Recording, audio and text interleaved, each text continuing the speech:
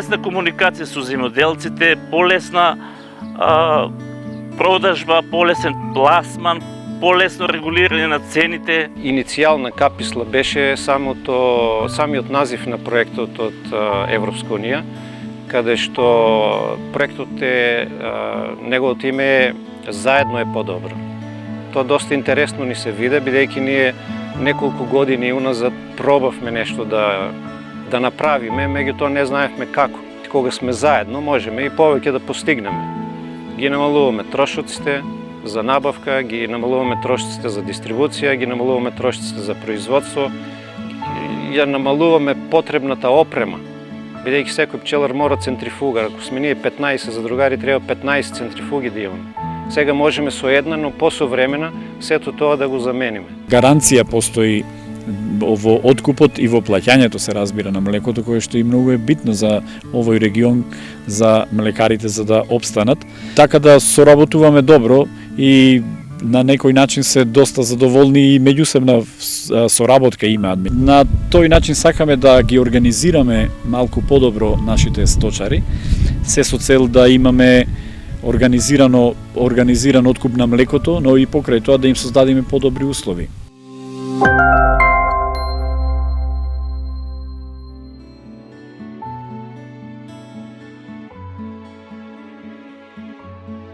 Имаме доволно сили, не се плаќа чланарна од самите членови на задругата. Профитот сега за сега и до сега не сме го делиле, бидејќи секоја година планираме нови инвестиции.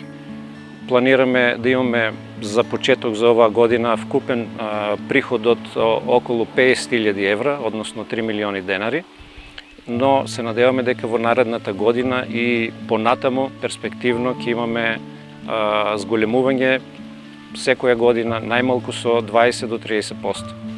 Профитот што ќе го оствари задругата, планираме да го делиме подеднакво помеѓу 15 задругари, бидејќи согласно законот за земјоделски задруги, секој задругар е еден член и еден глас. Профитот од самата задруга, каде што ќе биде пакувањето, производството, дистрибуцијата на пчелните производи, ќе се дели подеднакво на сите задругари, бидејќи таму ќе имаме вработени лица кои ќе ја обавуваат дејноста, ќе ги покриваме сите трошоци на работењето, а тоа што ќе остане ќе биде поделено подеднакво на 15 задругари или ќе биде реинвестирано во нови потреби наши кои ќе се јават во иднина. Се уште нема некоја доверба што треба да се стекне, како што е да речеме во европските земји, во задругите, меѓутоа се трудиме да се стекне доверба, да повеќе членови имаме, се прават нели и измени во законите за да